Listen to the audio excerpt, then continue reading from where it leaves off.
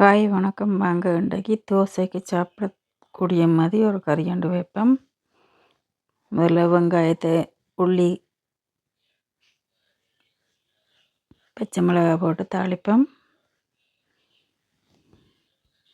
சோம்பு வெந்தயம் சேர்த்துக்கொள்வோம் தாளிப்பதற்கு.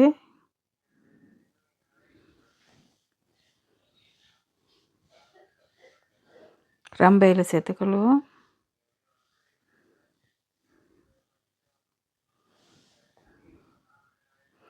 தாளித்த வெங்காயத்தை எடுத்து வச்சுட்டு அதே சட்டியில் இறால் சேர்த்துக்கொள்வோம்.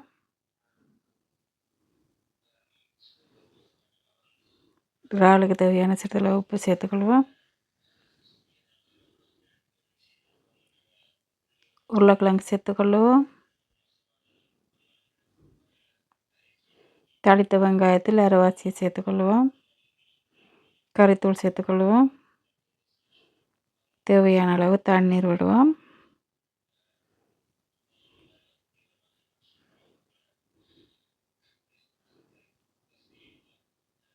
நன்றாக கலந்து விடுவோம்.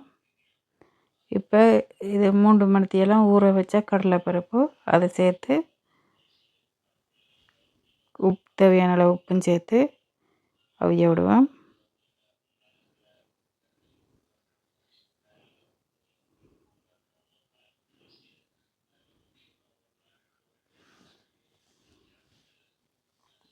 கருவேப்பிலை சேர்த்து மூடி விடுவோம்.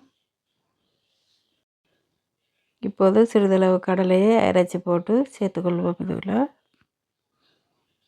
தோசைக்கு கொஞ்சம் திக்காக இருந்தால் நல்லா இருக்கும். மீதமாக உள்ள வெங்காயத்தையும் கறிப்பாலையும் சேர்த்துக்கொள்வோம்.